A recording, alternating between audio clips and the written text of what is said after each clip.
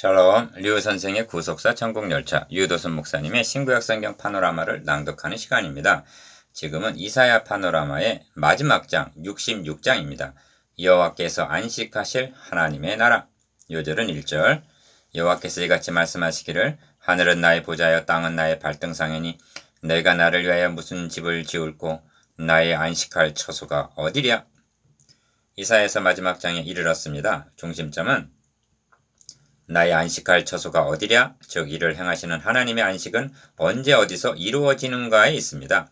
그때야 우리의 안식도 완성이 될 것이기 때문입니다. 모든 선지서는 두 가지 주제를 요하게 됩니다. 첫째는 죄를 책망하면서 심판을 경고함에 있습니다. 둘째는 그리스도로 말미암은 구원을 예언함에 있습니다. 그래야 결론은 우리의 죄에 대한 진노를 그리스도께서 대신 당하심으로 우리에게 구원의 소망이 있다는 것입니다. 선지자는 이 점을 반복적으로 강조하면서 마지막 장까지 온 것입니다. 이사야서는 마지막 장에 이르러 나의 안식할 처소가 어디랴 하는 하나님의 물음으로 대단원의 막을 내리고 있습니다. 그에 대한 답은 예루살렘을 세워 세상에서 찬송을 받게 하시기까지 그로 쉬지 못하시게 하라에 있습니다. 62장 7절. 그리고 이 예루살렘은 새 예루살렘이요 물리적인 성이 아니라 구속함을 얻은 하나님의 백성들입니다. 이런 맥락에서 66장은 이사야서 전체 요약이요 결론입니다. 이를 세 단원으로 나누어 상고하겠습니다. 첫째 단원 1절에서 4절 의문의 예배와 신령한 예배.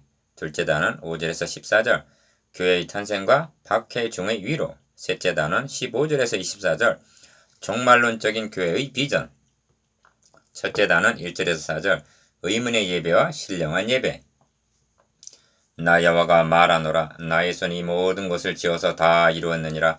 모든 마음이 가난하고 심령에 통해하며 나의 말을 인하여 떠는 자 그 사람은 내가 권고하려니와. 2절 1. 첫째 단원의 중심점은 소를 잡아 드리는 3절 상반절 의문의 예배와 가난한 마음 통해하는 마음으로 2절 드리는 신령한 예배의 대비에 있습니다.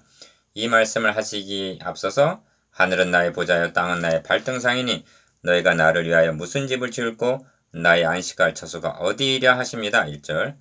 여기에 이사야서를 통해서 말씀하시려는 세 가지 주제가 있습니다. 기억, 하나님의 집, 즉 참 성전이 무엇인가? 니은, 하나님이 원하시는 예배가 무엇인가? 디귿, 진정한 안식이 언제 주어지는가?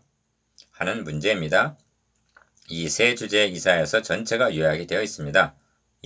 첫째는 하나님의 집 곧 성전입니다. 새하늘과 새 땅에 이루어질 새 예루살렘에는 성전이 없습니다.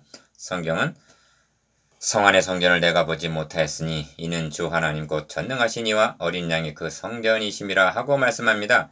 계시록 21장 22절 하나님께서 내가 그들 중에 거할 성소를 지으라 하심은 출애굽기 25장 8절 말씀 육신에 대해 우리 가운데 거하실 요한복음 1장 14절 임마누엘의 모형이었던 것입니다. 그런데 여기서 멈춰서는 아니 됩니다. 그리스도의 구속으로 말미암아 너희가 하나님의 성전인 것과 하나님의 성령이 너희 안에 거하시는 것을 알지 못하느뇨. 고린도전서 3장 16절 하고 구속함을 얻은 성도들의 공통체인 교회가 성전이라고 말씀하기 때문입니다. 이런 사상은 벌써 출애굽기에 등장합니다. 모세는 하나님께서 이스라엘 백성들을 애굽에서 구속하여 내신 것을 주의 처소를 삼으시려고 예비하신 것이라 주여 이것이 주의 손으로 세우신 성소로소이다 합니다. 출애굽기 15장 17절 3. 그러므로 하늘은 나의 보좌여 땅은 나의 발등상이니 너희가 나를 위하여 무슨 집을 지을꼬 하심은 이런 뜻입니다. 천지의 대주제자가 되시는 하나님을 예배당 건물 안에 가두려 하지 말라는 것입니다. 이 점을 솔로몬도 하나님이 참으로 땅에 거하시리이까 하늘과 하늘들의 하늘이라도 주를 용납지 못하겠거든 하물며 내가 건축한 이 전이오리까 하고 열왕기상 8장 27절 진술한 바입니다. 스데반 집사가 죽임을 당한 죄목은 성전을 모독한 죄였습니다. 그는 본문 1절을 인용하면서 지극히 높으신 이는 손으로 지은 곳에 계시지 아니하신다. 사도행전 7장 48절 49절 즉 예수 그리스도가 성전이시다 하고 증거했기 때문입니다. 그런데 오늘까지도 이해 확고하지 못한 그리스도인들이 많은 것도 사실입니다. 변화된 자신의 신분과 새 언약의 영광스러움을 모르고 건축물 특정 장소를 신성시하여 그곳에 가야만 하나님을 만나는 줄로 아는 잘못을 범하고 있는 것입니다. 하나님의 성전 1. 둘째로 성전이라는 주제는 필연적으로 의문으로 드리는 예배와 신령과 진정으로 드리는 예배, 즉 하나님이 원하시는 예배가 무엇인가 하는 주제로 나아가게 됩니다. 소를 잡아 드리는 것은 살인함과 다름이 없고 어린 양으로 제사 드리는 것은 개의 목을 꺾음과 다름이 없으며 합니다. 3절 상반절 3절에는 개, 돼지가 등장합니다. 이는 부정한 짐승으로 분류가 된 것들입니다. 유념해야 할 점은 저들이 개나 돼지로 제물을 드렸기 때문에 책망하고 있는 것이 아니라는 점입니다. 저들은 하나님께서 지시하신 대로 소나 양을 제물로 드렸습니다. 그런데 어째 소를 잡아드리는 것은 살인함과 다름이 없고 심지어 우상을 찬송함과 다름이 없다 하시는가? 3절 하반절 2. 이에 대한 답변은 제사제도가 무엇에 대한 예표로 주어진 것인가를 인식하는 자만이 대답할 수가 있습니다. 세례 요한은 이를 알고 있었습니다. 주님이 나오심을 보고는 보라 세상 죄를 지고 가는 하나님의 어린 양이로다 하고 증거했습니다. 그런데 저들은 메시아 언약은 저버리고 제사의식만을 행했기 때문입니다. 그렇게 한다면 그것은 우상 앞에 돼지머리를 놓고 숭배하는 것이나 다를 바가 없다는 말씀입니다. 3. 이 경고는 오늘의 예배를 점검하게 합니다. 순서에 의하여 진행하기만 하면 예배를 드린 것이 아닙니다. 뜻도 모르고 성찬을 행한다면 어찌 되겠는가? 그러하기 때문에 참 교회냐 거짓 교회냐의 표지가 말씀이 바르게 선포되느냐, 다시 말하면 복음 진리에 입각해서 신령과 진리로 예배를 드리고 있느냐의 여부에 있다 하는 것입니다. 주님께서 너의 공고한 것과 가련한 것과 가난한 것과 눈먼 것과 벌거벗은 것을 알지 못하는도다 하고 계시록 3장 17절 책망하신 라오디게아 교회가 남의 이야기로만 여겨지는가? 4. 그러면 어떻게 되면 이런 상태가 되는가? 한마디로 우리의 벌거벗은 수치를 가려주기 위해서 칭의 죽으시고 다시 사신 복음을 상실하게 되면 어느 교회를 막론하고 벌거벗은 상태가 되는 것입니다. 심각한 것은 이 지경이 되었으면서도 알지 못하는도다 하심에 있습니다. 계시록 3장 17절 구약교회가 메시아 언약을 잃어버리고 우상 숭배하듯 예배를 드렸다면 현대교회는 벌거벗고 예배를 드리고 있는 것이 아닌지. 벌거벗고 드리는 예배 1. 그렇다면 하나님이 기뻐하신 예배가 무엇인가? 마음이 가난하고 하십니다. 2절 중반절 가난하다는 말은 하나님 앞에 내어놓을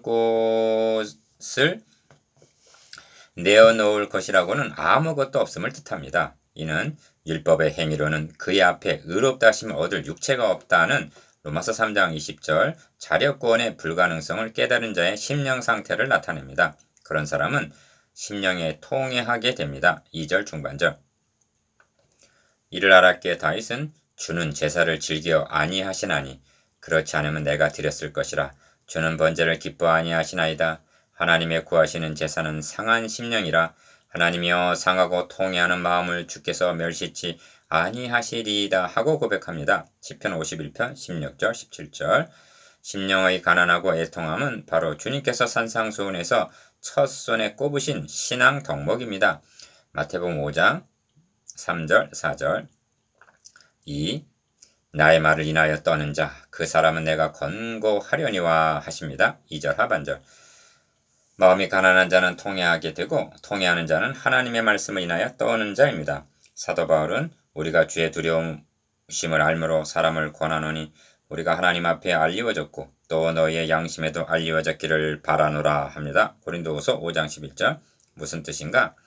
내 죄를 인하여 하나님의 아들이 대신 죽으셨다는 복음을 아는 자라면 하나님 앞과 사람 앞에 부끄러움이 없는 삶을 살기를 열망하게 된다는 뜻입니다. 3. 많은 설교자들이 오직 은혜 오직 믿음하고 복음을 증거하면 행위가 약화될 것을 염려합니다. 아닙니다. 그것은 복음을 알아야 할 만큼 알지를 못했고 곡해했기 때문입니다. 마음의 가난함을 알고 심령에 통회하다가 내가 여호와로 인하여 크게 기뻐하며 내 영혼이 나의 하나님으로 인하여 즐거워하리니 이는 그가 구원의 옷으로 내게 입히시며 의의 겉옷으로 내게 더하심이 신랑이 사모를 쓰며 신부가 자기 보물로 단장함 갖게 하셨음이라 하고 61장 10절 찬양하며 기뻐하는 자가 어떤 삶을 살아가게 될 것인가를 생각해 보시기 바랍니다. 율법은 칭의만을 주지 못한 것이 아니라 성화도 주지를 못했습니다. 현대교회는 복음을 옆으로 밀어놓고 교훈을 강조하는 의문의 예배를 드리다가 복음도 잃어버리고 성화도 이루지 못한 공고하고 가련하고 가난하고 눈이 멀고 벌거벗은 모습을 하고 있지는 아니한지 심각하게 고민해야 할 것입니다. 이것이 하나님이 기뻐하시는 예배입니다. 신령으로 드리는 예배.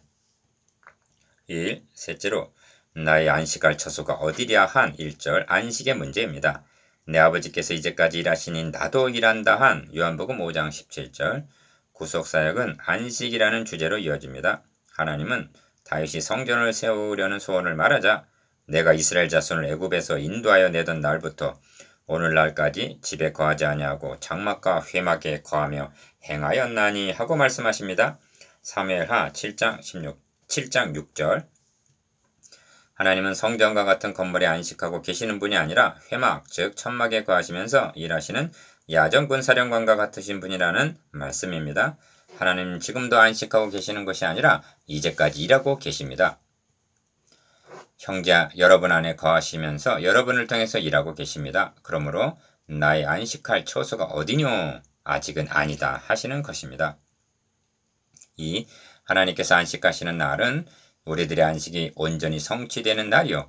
또 내게 말씀하시되 이루었도다 나는 알파와 오메가요 처음과 마지막이라 하고 계시록 21장 6절 하나님의 나라 건설이 완성되는 날입니다. 이 날은 그리스도의 재림으로 완성이 되는 것입니다. 그날에는 우리의 낮은 몸을 자기 영광의 몸의 형체와 같이 변케 하심으로 빌립보서 3장 21절 우리의 구원도 안식도 완성이 될 것입니다. 3. 본 단어는 기억 나의 몸이 하나님의 성전이라는 자신의 정체성과 니은 우리의 예배가 의문의 예배인가 신령한 예배인가를 점검하게 하고 디귿 내 아버지께서 이제까지 일하시니 나도 일한다. 요한복음 5장 17절 나도 내 속에서 능력으로 역사하시는 이의 역사를 따라 힘을 다하여 수고하고 있는지 골로새서 1장 29절 자신의 사명을 각성하게 합니다.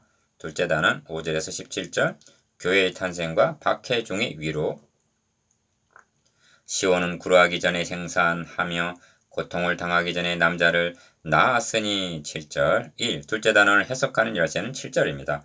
그렇다면 시온은 구루하기 전에 남자를 낳았다는 뜻이 무엇인가? 7절 1을 8절에서 나라가 어찌 하루에 생기겠느냐 민족이 어찌 순식간에 나겠느냐는 말씀과 결부시켜보면 그리스도의 구속으로 말미암아 탄생하게 될 교회로 보아야만 합니다. 7절 8절은 모두 시온을 언급하고 있는데 성경은 구원이 시온에서 시편 2편 6절 14편 7절 나올 것을 예언하면서 시온을 교회로 말씀합니다. 왜냐하면 그리스도를 중심으로 모인 공동체가 교회이기 때문입니다. 2. 그러면 왜 신약교회가 탄생해야만 하는가? 이에 대한 답변은 1절에 제기한 나의 안식할 처소가 어디랴 하는 질문과 결부가 됩니다.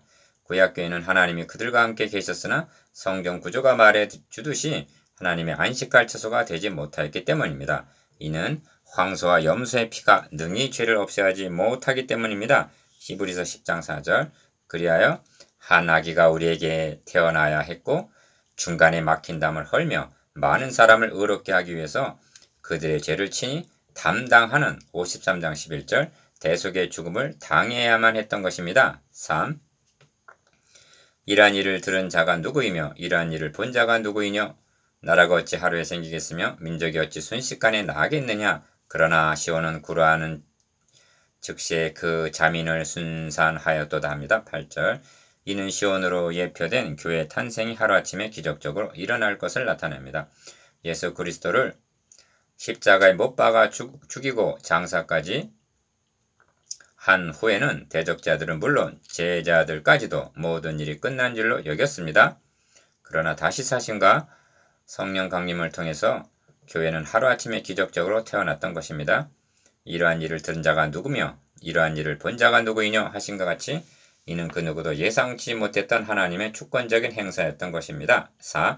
여호와께서 가라사대 내가 임상케 하였은즉 해상케 아니하겠느냐 너희 하나님이 가라사대 나는 해상케 하는 자인즉 어찌 태를 닫겠느냐 하시니라. 9절 여자의 후손이라는 원복음으로 시작한 창세기 3장 15절 구약의 역사는 그리스도를 탄생시키기 위한 임산의 준비기간이라 할 수가 있습니다. 바울은 하갈과 사라라는 두 여인을 두 언약으로 비유합니다. 하갈은 시내산에서 주어진 율법에 비유하여 이스마엘이라는 종을 낳은 자로, 사라는 메시아 언약에 비유하여 이삭이라는 약속의 자녀를 낳은 자라고 말씀합니다. 갈라디아서 4장 22절에서 28절. 그리스도를 낳은 어머니는 하나님께서 아브라함에게 세워주신 메시아 언약이었던 것입니다. 그런데 이는 한 아기가 우리에게 낳았다는 9장 6절, 한 아들의 탄생에 그치는 것이 아니라 한 알의 밀이 땅에 떨어져 죽음으로 그가 그 씨를 보게 되어 53장 10절, 하늘의 별과 바다의 모래같이 번성하여 나라와 민족을 8절 이루게 될 교회의 탄생을 전망하고 있습니다. 왜냐하면 이 교회가 하나님의 거하실 집이요 안식할 처소이기 때문입니다. 시온이 낳은 남자 1. 다시 강조합니다만 그리스도의 구속으로 말미암아 태어난 신학 교회만이 너희가 하나님의 성전인 것과 하나님의 성령이 너희 안에 거하신 것을 알지 못하느냐 하신 고린도전서 3장 16절, 하나님의 안식할 처소였던 것입니다. 그러므로 계시록에서는 내가 신부 곧 어린 양의 아내를 너에게 보이리라 하고는 하나님께로부터 하늘에서 내려오는 거룩한 성 예루살렘을 보이십니다.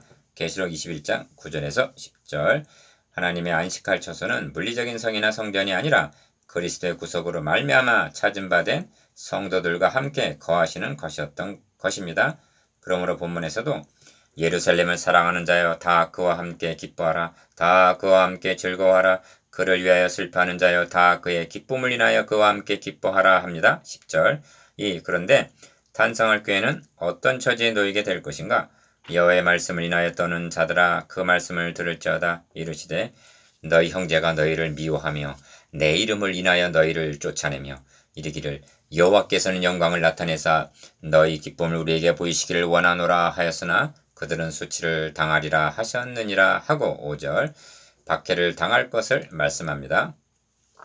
이 점을 주님께서도 나를 인하여 너희를 욕하고 핍박하고 거짓으로 너희를 거스려 모든 악한 말을 할 때는 너에게 복이 있나니 마태복음 5장 11절라고 하신 바요. 계시록에서도 영이 자기가 땅으로 내어 쫓긴 것을 보고 남자를 낳은 여자를 핍박하는 자라 합니다. 계시록 12장 13절 3. 그러므로 10절에서 14절까지는 박해 중에 있는 교회를 위로하는 말씀입니다. 위로라는 말이 4번이나 나오고 어미 13절, 품이 11절 있고 풍부한 젖이 11절 12절 있습니다. 너희는 젖을 빠는 것 같이 그 위로하는 품에서 만족하겠고 젖을 넉넉히 빤 것 같이 그 영광의 풍성함을 인하여 즐거워하리라 합니다. 11절 교회가 마치 어머니 품에 안겨서 12절 하반절 젖을 빨며 무릎에서 놀고 있는 12절 하반절 행복한 자녀들로 묘사가 되어 있습니다. 4. 49장 15절에서 여인이 어찌 그 젖 먹는 자식을 잊겠으며 자기 태어서난 자들을 긍휼히 여기지 않겠느냐. 그들은 혹시 잊을지라도 나는 너를 잊지 아니할 것이라 하셨고 주님은 내가 너희를 고아와 같이 버려두지 아니하고 너희에게로 오리라 하셨습니다. 요한복음 14장 18절 박해 중에 있는 성도들은 결코 외롭지 않습니다. 하나님의 사랑의 품에 안겨 은혜의 젖을 빨고 있는 복받은 자들입니다. 품에 안겨 젖을 빠는 자녀들 1. 보라 여호와께서 불에 옹이 되어 강림하시리니 합니다. 15절 상반절 64장 1절 2절에서는 원컨대 주는 하늘을 가르고 강림하시고 주의 앞에서 산들로 진동하기를 불이 섭을 사르며 불이 물을 끓임 같게 하사 주의 대적으로 주의 이름을 알게 하시며 열방으로 주의 앞에서 떨게 하옵소서 하고 호소했습니다. 그런데 보라 여호와께서 불에 옹이 되어 강림하시리니 합니다. 성경에는 하나님의 강림이 여러 번 언급되어 있습니다. 출애굽 사건도 내가 내려와서 그들을 애굽인의 손에서 건져내고 하심으로 가능해진 것입니다. 출애굽기 3장 8절 그 후에 시내산에 강림하셨습니다. 그렇다면 출바벨론도 하나님의 강림하심으로만이 가능해질 것입니다. 그런데 가장 신비스러운 강림은 임마누엘 사건이요. 그리고 최대의 강림은 재림입니다.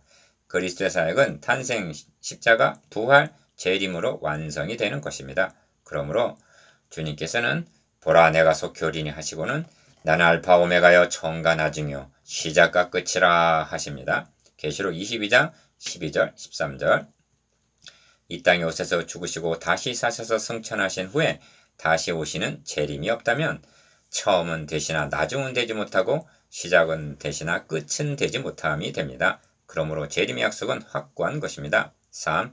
이런 맥락에서 보라 여호와께서 불의 옹이 되어 강림하시리니 그 수레들은 회리바람 같으리로다.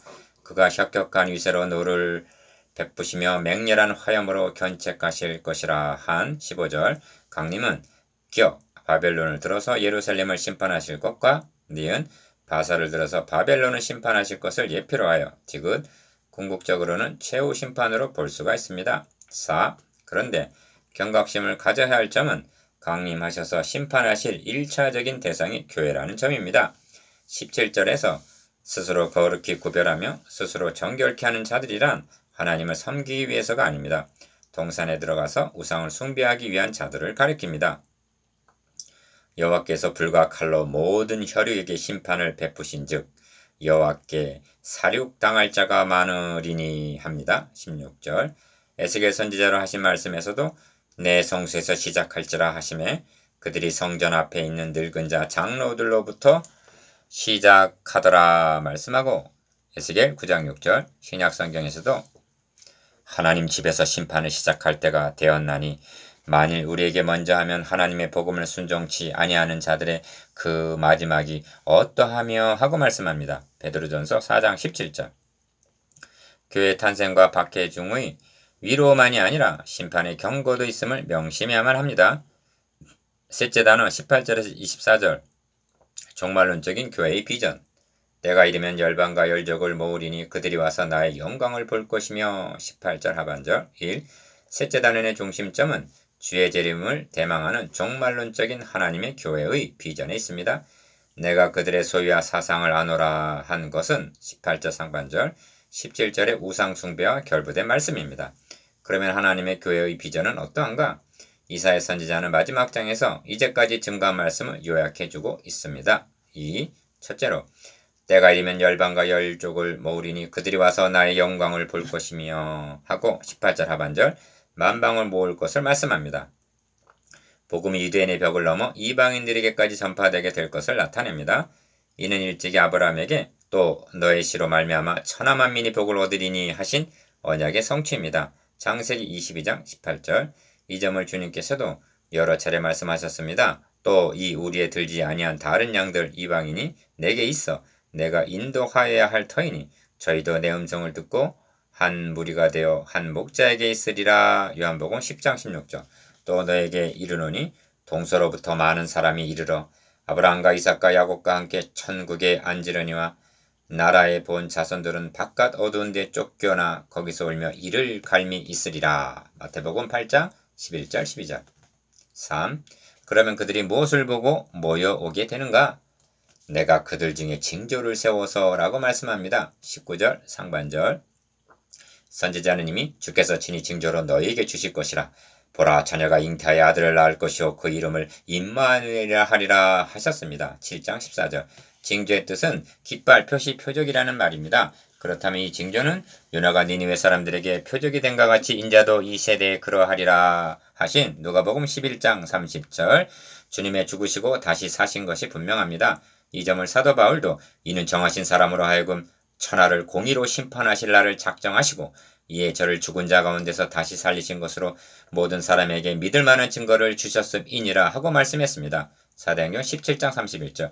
이보다 더 확실한 징조가 달리 무엇이 있단 말인가? 4. 그들 중 도피한 자를 열방 곧 다시스와 뿔과 활을 당기는 룩과 및 두발과 야왕과 또 나의 명성을 듣지도 못하고 나의 영광을 보지도 못한 먼 섬들로 보내리니 하십니다. 19절 중반절. 오늘날 이렇게 보냄을 받은 주의 종들이 그 지명도 생소한 세계 방방곡곡에서 그들이 나의 영광을 열방에 선파하리라 하신 19절 하반절 전파하는 일에 쓰임을 받고 있습니다. 이 말씀을 그분들에게 전해서 위로와 격려를 해드리고 싶은 마음이 간절합니다. 5. 그들이 너희 모든 형제를 열방에서 나의 성산 예루살렘으로 말과 수레와 교자와 노새와 약대에 태워다가 여호와께 예물로 드릴 것이오 합니다. 20절 하반절. 선지자 당시의 교통수단을 들어서 하나님께 돌아올 것을 표현하는 말씀입니다. 바울이 이 말씀을 염두에 두고 한 말씀일까요? 나로 이방인을 위하여 그리스도 예수의 일꾼이 되어 하나님의 복음의 제사장 직무를 하게 하사 이방인을 제물로 드리는 것이 성령 안에서 거룩하게 되어 받으심직하게 하려 하심이라 합니다. 로마서 15장 16절. 이사야로 하신 예언이 이처럼 정교하게 성취되어 가고 있음에 놀라지 않을 수가 없습니다. 너희는 가서 모든 족속으로 제자를 삼으라. 1. 나는 그 중에서 택하여 제사장과 레위인을 삼으리라 여호와의 말이니라 하십니다. 21절. 이는 당시로는 혁명적인 선언입니다. 왜냐하면 선민 이스라엘이라도 아무나 제사장이 될 수 있는 것이 아니라 아론의 자손들에게 국한된 직분이요 성막에서 섬기는 일은 레위인들에게만 주어진 축복이기 때문입니다. 외인은 가까이 오면 죽임을 당하리라 하셨습니다. 그런데 이 영광이 혈통과 종족에 관계없이 모든 성도들에게 주어진다는 말씀입니다. 성경은 말씀합니다. 오직 너희는 택하신 족속이요 왕같은 제사장들이요 거룩한 나라요 그의 소유된 백성이니 이는 너희를 어두운 데서 불러내어 그의 기이한 빛에 들어가게 하신 자의 아름다운 덕을 선전하게 하려 하심이라. 베드로전서 2장 9절. 2. 나 여호와가 말하노라. 나의 지을 새 하늘과 새 땅이 내 앞에 항상 있을 것 같이 너희 자손과 너희 이름이 항상 있으리라 하십니다. 22절. 이는 영원한 영광에 참여하게 될 것을 가리킵니다. 여호와가 말하노라. 매 월삭과 매 안식일의 모든 혈육이 이르러 내 앞에 경배하리라 합니다. 23절. 그 경배하는 무리 중에 여러분도 제사장이 되어 섬기고 있는 것입니다. 이것이 종말론적인 하나님의 교회의 전망이요 사명입니다. 이사야 선지자는 그 2700년 전에 현대교회 비전을 바라보고 있는 셈입니다. 3. 이사야서는 그들이 나가서 내게 패역한 자들의 시체들을 볼 것이라. 그 벌레가 죽지 아니하며 그 불이 꺼지지 아니하여 모든 혈육에게 가증함이 되리라 하고 마치고 있습니다. 24절. 유대인들은 이 마지막 절이 너무나 불길하기 때문에 23절에서 읽기를 마쳤다고 합니다. 그러나 성경은 너희 하나님 여호와께서 너에게 말씀하신 모든 선한 일이 너에게 임한 것 같이 여호와께서 모든 불길한 일도 너에게 임하게 하사 너희 하나님 여호와께서 너에게 주신 이 아름다운 땅에서 너희를 멸절하기까지 하실 것이라. 만일 너희가 너희 하나님 여호와께서 너에게 명하신 언약을 범하고 가서 다른 신들을 섬겨 그에게 절하면 여호와의 진노가 너에게 미치리니 너에게 주신 아름다운 땅에서 너희가 속히 망하리라 하고 경고합니다. 여호수아 23장 15절 16절. 그리고 슬프게도 이 경고가 실제로 임하고야 말았던 것입니다. 4. 메시아 선지자로 불리는 이사야서는 마지막 장에서 성전, 예배, 교회, 선교, 안식이라는 주제들을 제시함으로 끝을 맺고 있습니다. 현대교회는 이 주제들을 바로 해석하고 섬기고 있는지 깊이 생각해야 할 것입니다. 그렇다면 이사야서를 마치면서 우리의 결단은 무엇이어야 하는가? 5. 이제 묵상해 보시겠습니다. 기억, 성전, 예배, 안식이라는 세 주제에 대해서. 니은, 교회, 선교, 박해, 위로에 대해서. 디귿, 징조를 세우시고 종들을 보내셔서 모으실 것에 대해서. 리을, 이사야서를 통해 결단이 무엇인가에 대해서.